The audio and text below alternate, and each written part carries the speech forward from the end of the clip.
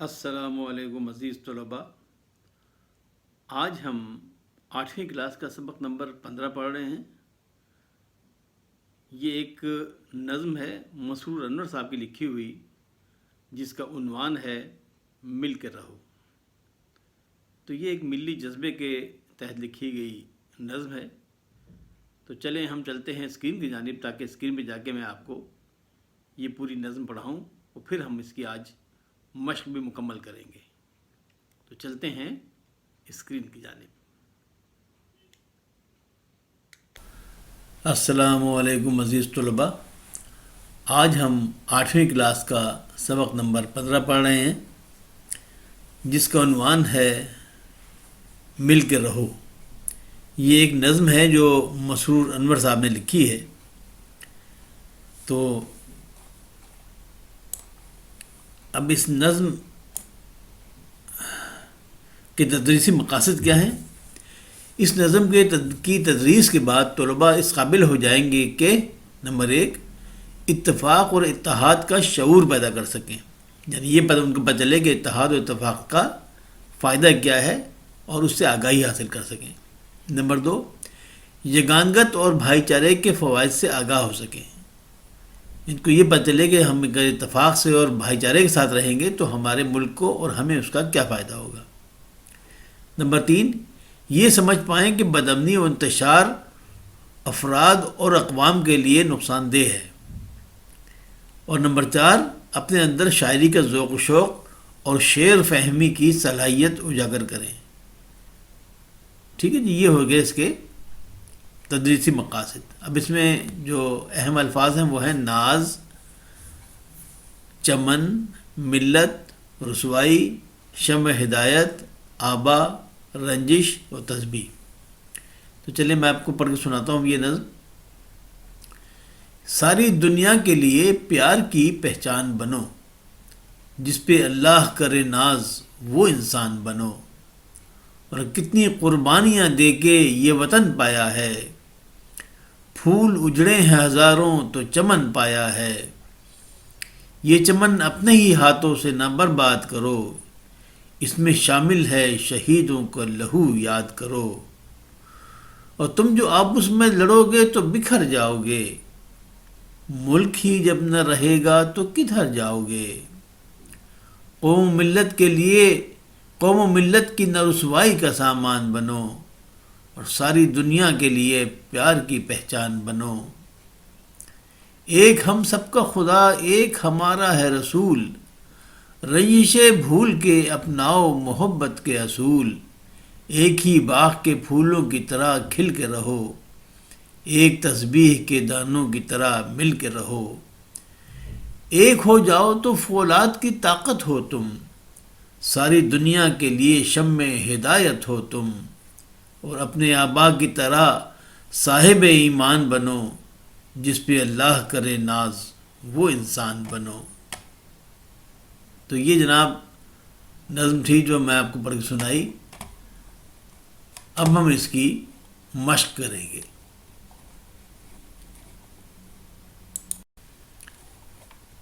تو عزیز بچوں، اب مشق شروع ہوتی ہے. نظم میں اسی مشق میں کا پہلا جو ہے سوال وہ ہے، نظم مل کے رہو کے مطابق درج ذیل سوالات کے مختصر جواب لکھیں. الف، ہم نے یہ وطن کیسے حاصل کیا؟ تو اس کا جواب ہے، ہم نے یہ وطن بڑی قربانیاں دے کر حاصل کیا. ب، شاعر نے ہمیں کیسا انسان بننے کی تلقین کی ہے؟ تو اس کا جواب ہے کہ شاعر نے ہمیں ایسا انسان بننے کی تلقین کی ہے کہ جس پر اللہ کو ناز ہو. جیم، اتحاد و یگانگت کے کیا فائدے ہیں؟ جواب، اتحاد کی طاقت سے ہم فولاد کی طرح مضبوط بن سکتے ہیں. دال، شاعر نے نااتفاقی کے انجام کو کیسے بیان کیا ہے؟ اس کا جواب ہے کہ شاعر نے بتایا ہے کہ نااتفاقی کا انجام یہ ہوگا کہ ہم آپس میں لڑ کر بکھر جائیں گے، اور جب ملک ہی نہ ہوگا تو ہم کدھر جائیں گے. ہے، کس طرح اور کن اصولوں پر ہمیں زندگی بسر کرنی چاہیے؟ اس کا جواب ہے کہ ہمیں رنجشیں بھول کر محبت کے اصولوں پر زندگی بسر کرنی چاہیے. سوال نمبر 2، مل کے رہو میں سے لیے گئے درج ذیل الفاظ کی مدد سے جملے مکمل کریں. وہ الفاظ کیا ہیں؟ ناز، بکھر جاؤ گے، رسوائی، رنجشیں، ملت، اپنائیں، شمع ہدایت، آبا اور چمن۔ تو اب ہم نے وہ فقرے مطلب جو الفاظ اوپر لکھے ہیں یہ اس کے ڈھونڈنا ہے کہ اس میں کہاں وہ بہترین طریقے سے وہ یہ الفاظ فٹ ہو جاتے ہیں۔ تو نمبر 1 ہے اتحاد سے تم ترقی کرو گے مگر نااتفاقی سے ڈیش، اس ڈیش میں کیا آئے گا؟ بکھر جاؤ گے۔ نمبر 2 ہمارا دین چاہتا ہے کہ ہم محبت کے اصول ڈیش، اس ڈیش میں کیا آئے گا؟ محبت کے اصول اپنائیں۔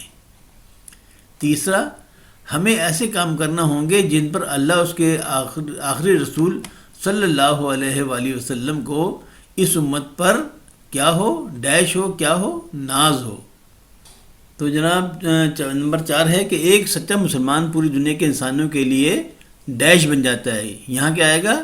اس ڈیش میں شمع ہدایت بن جاتا ہے۔ 5واں ہے کہ لڑائی اور ناتفاقی کا انجام ڈیش اور بربادی ہوتا ہے، اس ڈیش میں کیا آئے گا؟ رسوائی اور بربادی کا ہوتا ہے۔ نمبر 6 ہمیں نیکی کے کاموں میں اپنے عظیم ڈیش کی پیروی کرنی ہوگی، عظیم ڈیش کیا ہے؟ اس ڈیش میں کیا آئے گا؟ آبا کہتے ہیں اپنے آبا و اجداد یعنی بزرگوں کی۔ نمبر 7 ہمارا وطن ایک ڈیش کی طرح ہے جس کے ہم پھل پھول ہیں، تو اس ڈیش میں کیا آئے گا؟ چمن، ہمارا وطن ایک چمن کی طرح ہے جس میں ہم پھل پھول ہیں۔ نمبر 8 ہمیں چاہیے کہ ڈیش ملا کر اتحاد و اتفاق سے رہیں، اس ڈیش میں کیا آئے گا؟ رنجشیں۔ اور 9واں ہے کہ ہمیں اپنی قوموں ڈیش کے لیے فخر بن کر جینا ہوگا، اس ڈیش میں کیا آئے گا؟ ملت، ہمیں اپنی قوموں ملت کے لیے فخر بن کر جینا ہوگا۔ اس کے بعد اس کا جز بے ہے کہ دیے گئے الفاظ میں سے مناسب لفظ کا انتخاب کر کے خالی جگہ پر کریں۔ ہمارے بزرگوں نے بہت سی قربانیاں دے کر یہ وطن ڈیش، اس ڈیش میں کیا آئے گا؟ پایا۔ نمبر 2 ہم پاک وطن کی بنیادوں میں شہیدوں کا ڈیش شامل ہے، کیا شامل ہے؟ لہو شامل ہے۔ آپس میں لڑائی جھگڑے کرنے سے قوم ڈیش جاتی ہے، یہاں کیا آئے گا؟ بکھر جاتی ہے۔ ہمیں ساری دنیا کے لیے محبت و پیار کی ڈیش بن کر جینا ہوگا، کیا بن کر جینا ہوگا؟ پہچان بن کر جینا ہوگا۔ نمبر 5 ہم سب ایک دوسرے سے ڈیش کے دانوں کی طرح جڑے رہیں، کون سی کیا چیز ہے؟ یہاں کے ڈیش میں کیا آئے گا؟ تسبیح۔ اتحاد اور اتفاق سے ہم ڈیش کی طرح مضبوط ہو سکتے ہیں، یہاں کیا آئے گا؟ فولاد۔ سوال نمبر 3 ہے درجہ ذیل الفاظ کا تلفظ اعراب کی مدد سے واضح کریں، تو یہ ہم نے تمام یہاں لکھ دی ہیں، آپ ان کو دیکھ کے یاد کر لیجئے۔ نمبر 4 نظم مل کے رہو کے مطابق مناسب الفاظ کی مدد سے مصرع مکمل کریں۔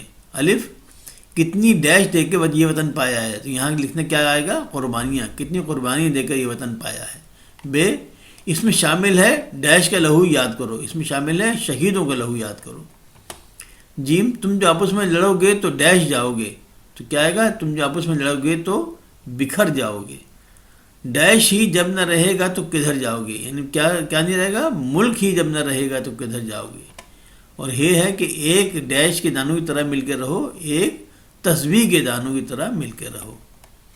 5 درج ذیل الفاظ میں متضاد لکھیں اور انہیں جملوں میں استعمال کریں۔ اب ہم نے ان کے متضاد نیچے لکھ کے ان کے جملے بنا دیے ہیں، وہ آپ دیکھ کے یاد کر لیجئے۔ جواب آباد، یہ برباد جو تھا اس کا جو متضاد ہے وہ ہے آباد، نیا شہر آباد کرنا چاہیے، یہ جملہ بن گیا۔ پھول کا جو متضاد ہے وہ ہے کانٹا، پھول کے ساتھ کانٹا بھی ہوتا ہے۔ تیسرا ہدایت کا ہے گمراہ، دین سے گمراہ ہونے والے کا ٹھکانہ جہنم ہوتا ہے۔ دین سے گمراہ، یہاں یہ ہے کو ہم صحیح کرتے ہیں، یہ چھوٹی ہے آئے گی تو چھوٹی ہے ہم یہاں لکھ دیتے ہیں،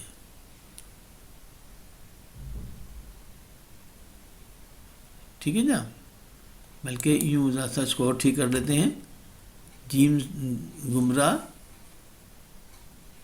یہاں رہنے کر دیجئے، بلکہ رہنے، دین سے گمراہ رہنے والے کا ٹھکانہ جہنم ہوتا ہے۔ آخرت مسلمان کا یعنی یہاں پہ جو لفظ کیا تھا؟ دنیا، تو دنیا کا متضاد کیا ہوا؟ آخرت مسلمان کا آخرت پر ایمان ہونا چاہیے۔ اس کے بعد جناب پیار کا جو وہ ہے نفرت، اچھا انسان کسی سے نفرت نہیں کرتا، یہ تو اس کا متضاد ہو گیا۔ اچھا جناب پھر ہے لڑائی کا جو متضاد ہے وہ ہے دوستی، جس میں کوئی مطلب نہ ہو وہی سچی دوستی ہوتی ہے۔ اس کے بعد ہے شہید کا متضاد کیا ہے؟ مردار۔ اللہ کی راہ میں جان دینے والا شہید اور مال و متاع کے لیے مرنے والا مردار ہوتا ہے۔ آخری لفظ ہے رسوائی۔ رسوائی کا متضاد کیا ہوا؟ نیک نامی۔ دنیا میں نیک نامی کے ساتھ جینا چاہیے۔ سوال نمبر 6، نیچے سطر میں دیے گئے الفاظ کے ہم آواز الفاظ دوسری سطر میں لکھیں۔ تو چمن کا ہم آواز کیا ہے؟ وطن۔ بکھر کا کدھر، سامان کا پہچان، اصول کا رسول، کھل کا مل، ناز کا ساز اور برباد کا آباد۔ 7واں، نیچے دیے گئے شعر میں فولاد کی طاقت اور شمع ہدایت سے شاعر کی کیا مراد ہے؟ تفصیل کے ساتھ ان الفاظ کی وضاحت کریں۔ ایک ہو جاؤ تو فولاد کی طاقت ہو تم، اور ساری دنیا کے لیے شمع ہدایت ہو تم۔ اس کی جو تشریح ہے یوں ہے کہ شعر میں فولاد کی طاقت سے شاعر کی مراد ہے کہ اگر سب آپس میں اتفاق پیدا کر لو تو یہ قوم فولاد کی طرح مضبوط ہو جائے گی اور ناقابل شکست بن جائے گی۔ شمع ہدایت سے شاعر کی مراد یہ ہے کہ اگر تم خود کو ہر میدان میں سب سے آگے رکھو گے تو دوسروں کے لیے بھی تقلید کا باعث بن جاؤ گے۔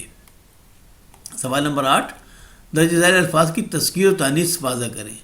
تو قربانی جو ہے یہ مؤنث ہے، چمن مذکر ہے، وطن مذکر ہے، ناز مذکر ہے، پیار جو ہے وہ مذکر ہے، دنیا مؤنث ہے، قوم مؤنث ہے، اور اصول جو ہے وہ مذکر ہے۔ نواں سوال ہے کہ نظم مل کے رہو کے مطابق درست و غلط کی نشاندہی کیجیے۔ تو اس وطن کی تعمیر میں ہزاروں پھول اجڑے ہیں، صحیح جواب۔ یہ درست جو ہے وہ صحیح ہے۔ متحد ہو جانے سے فولاد جیسی طاقت حاصل ہوتی ہے، بالکل ٹھیک۔ اس چمن میں غازیوں کا لہو شامل ہے، بالکل ٹھیک۔ غازیوں کا لہو شامل ہے، نہیں غلط ہو گیا یہ یہاں سے ہٹا کے اس کو لایا جائے گا یہاں پر، کیونکہ یہ ٹھیک نہیں ہے، یہ غلط ہے۔ غازیوں کا نہیں، شہیدوں کا لہو شامل ہے۔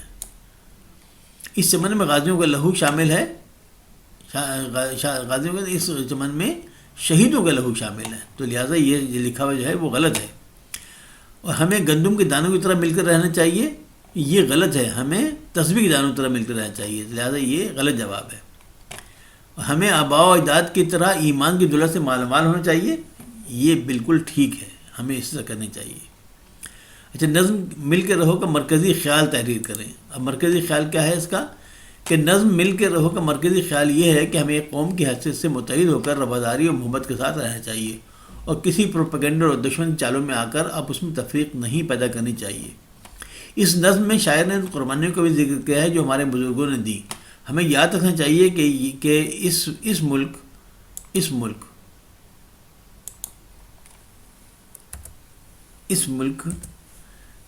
کو بنانے میں ہمارے لاکھوں بزرگ اپنی جان سے ہاتھ دھو بیٹھے، اور کتنی ہی ماؤں اور بیٹیوں نے ایسی قربانیاں دیں جن کا ذکر کرنے سے بھی روح کام جاتی ہے۔ مزید یہ کہ دشمن ہمیں کمزور کرنے اور ہمارے اندر تفریق پیدا کرنے کے لیے نت نئی افواہیں پھیلاتا رہتا ہے، اور یہ تاثر پیدا کرنے کی کوشش کرتا ہے کہ ہم ایک دوسرے کا حق مارتے ہیں، جبکہ ایسا کچھ نہیں ہے۔ اس لیے ہمیں چاہیے کہ ہم دشمن کی اس چال کو اپنے اتحاد سے ناکام بنا دیں۔ اس طرح ہم اپنے ملک کو دنیا میں طاقتور بنا کر اپنی قوم کو ایک عظیم قوم بنا سکتے ہیں۔ اچھا جی، اب ردیف کے متعلق انہوں نے بتایا ہے کہ آپ نے مشکل الفاظ کے معنی دیکھتے ہوئے لغت میں الفاظ کی ترتیب میں یہ بات ملاحظہ کی ہوگی کہ لغت میں تمام الفاظ الف بائی ترتیب سے دیے گئے ہیں، مطلب الف کے ساتھ بے اس طرح ترتیب سے دیے گئے ہوتے ہیں۔ پہلے الف سے بننے والے لفظ ہوتے ہیں، اس کے بعد بے، اور پھر اسی ترتیب سے دوسرے حرفوں سے نیز الف سے بننے والا لفظ آ ترتیب میں پہلے دیا جائے گا، اور الف بے سے بننے والا لفظ اب ترتیب کے حوالے سے بعد میں آئے گا۔ جیسے کتاب ابتدا، شاعر، بات، روشنی کو الف بائی ترتیب کی صورت میں یوں مرتب کیا گیا ہے: ابتدا، بات، روشنی، شاعر، کتاب، مطلب یہ ترتیب آ رہا ہے کہ الف کے بعد بے آیا، بے کے بعد یہاں روشنی آ گیا، شین آ گیا، پھر کتاب آ گیا، یہ الف بے تیسے کے حساب سے ہے۔ ردیف اور الفاظ وضع کرنے کے لیے لفظ کے آخر میں آنے والے حرف سے اگلے لفظ کو وضع کیا جاتا ہے۔ مثلا اجازت سے بننے والی لفظ کی خصوصیت یہ ہوگی اس سے پہلا حرف تے ہوگا، جیسے کہ تاریخ۔ اس طرح ایک لفظ کی ردیف سے اگلا اور اس لفظ کی ردیف سے اس سے اگلا لفظ بنایا جاتا ہے اور اسے کسی بھی حد تک پھیلایا جا سکتا ہے، جیسے اجازت کا تاریخ بن گیا، یہاں خیر سے خامی آ گیا، یہاں یہ سے یقین آ گیا، نون سے نصاب آ گیا، بے سے بساط بن گیا، اور تو سے طبیعت بن گیا، اور تے سے تقدیر بن گیا۔ یہ الفاظ صرف ایک لفظ اجازت کی ردیف سے سلسلہ وار وجود میں آئے ہیں۔ اچھا جی، اب کیا ہے کہ اگر آپ کے اسکول میں سازہ اور طلباء کے مابین بیت بازی کا مقابلہ کرواتے ہیں تو آپ نے دیکھا ہوگا کہ ہر اگلا شعر پچھلے شعر کے آخری لفظ کے آخر میں آنے والے حرف سے آغاز کیا جاتا ہے۔ ردیف اور الفاظ وضع کرنے میں بھی اسی اصول پر عمل کیا جاتا ہے۔ اس کا مقصد طلباء کی لفظ بنانے کی صلاحیت کو بڑھانا ہوتا ہے۔ اب آپ مشل سے 10 الفاظ ردیف وار وضع کریں، تو ہم نے کر دیا جی جناب، مشل جب لکھا تو لام سے لطیف بن گیا، یا فے سے فصیل بن گیا، پھر لام آئے تو پھر لذیذ بن گیا، پھر یہاں زی آئے تو زلزلہ بن گیا، پھر ہے آئے تو ہیبت بن گیا، پھر تے آئے تو تفریح بن گیا، پھر ہے آئے تو حاصل بن گیا، پھر لام آئے تو لمحات بن گیا، پھر تے آئے تو تعریف بن گیا، پھر فے آئے تو فریاد بن گیا، اور دال آیا تو دامن بن گیا۔ اب سوال نمبر 12 ہے، بڑے بھائی کے نام خط لکھیں جس میں اپنی تعلیمی کارکردگی سے آگاہ کیا گیا ہو۔ تو جناب ہم نے وہ خط آپ کے لیے لکھ دیا ہے۔ شروع میں آپ لکھیں گے اپنی رہنے کی جگہ اور شہر کے نام۔ تو بوائز ہاسٹل گورنمنٹ کالج رالپنڈی، یہاں تاریخ آ جائے گی مارچ 15 2022۔ اب یہاں آداب آئیں گے کہ محترم بھائی صاحب السلام علیکم۔ اب یہ خط کی باڈی ہے کہ اللہ کے فضل و کرم اور آپ سب کی دعاؤں کی بدولت میں بخیریت ہوں، اور آپ کی اور تمام اہل خانہ کی خیریت اللہ تعالیٰ سے نیک چاہتا ہوں۔ بھائی جان، میرے امتحانات آئندہ ماہ شروع ہونے والے ہیں اور میں خوب دل جمی سے پڑھائی میں مصروف ہوں۔ اساتذہ بھی نہایت شفقت اور توجہ سے ہمیں پڑھانے میں دن رات ایک کر رہے ہیں۔ امید ہے کہ انشاءاللہ امتحانات میں اچھے نمبر آئیں گے۔ ہم سب دوست مل کر پڑھائی کرتے ہیں، اس وجہ سے اسباق خوب سے یاد ہو جاتے ہیں۔ گزشتہ سیمسٹرز میں بھی 90% نمبر آئے تھے، اس لیے پوری امید ہے کہ رزلٹ اچھا آئے گا۔ میں آپ سب سے درخواست کرتا ہوں کہ آپ سب میری اچھے نمبروں میں کامیابی کے لیے دعا کیجیے گا۔ ابو جان امی جان کو میرا سلام کہیے گا، اور چھوٹے بہن بھائیوں کو بہت سی دعائیں۔ والسلام، آپ کا چھوٹا بھائی۔ تو اس طرح آپ کا یہ سبق یہاں پہ تمام ہوتا ہے۔ انشاءاللہ اگلے سبق کے لیے پھر حاضر ہوں گے۔ عزیز طلباء، آج ہم نے 8ویں کلاس کا سبق نمبر 15 پڑھ لیا ہے، اس کی مشق بھی کر لی ہے۔ تو امید ہے کہ طلباء اس سے استفادہ حاصل کریں گے اور امتحانوں کے لیے بہتر تیاری میں ان کو مدد ملے گی۔ یہ جو میں سبق پڑھا رہا ہوں یہ ایک قومی جذبے کے تحت ہے، اور میں چاہتا ہوں کہ زیادہ سے زیادہ پاکستانی بچے اس سبجیکٹ میں مہارت حاصل کریں اور اچھے نمبر حاصل کریں، نہ صرف اس پرچے میں بلکہ اوور آل گریڈ بھی ان کا اچھا ہو جائے۔ تو لیکن مجھے اس کے لیے آپ کی مدد کی ضرورت ہے۔ آپ اپنے دیگر ساتھیوں کو اس کے بارے میں ضرور بتائیے۔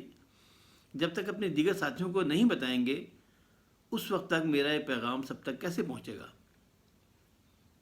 لہٰذا آپ لوگ خود بھی اس کو سبسکرائب کیجئے، لائک کیجئے، اور اگر کوئی آپ اس میں مزید اضافہ یا کچھ آپ کو ایسی چیز محسوس ہوتی ہے جو کچھ غلط ہے تو آپ مجھے اس کمنٹس میں اس کے بارے میں ضرور لکھیے۔ تو امید کرتا ہوں کہ آپ میرا یہ پیغام اپنے دوستوں میں، اپنے احباب میں، اپنے عزیز و اقارب میں آپ یہ میرا پیغام پہنچائیں گے۔ تو آئندہ سبق تک کے لیے اجازت چاہتا ہوں۔ اللہ حافظ ناصر، فی امان اللہ۔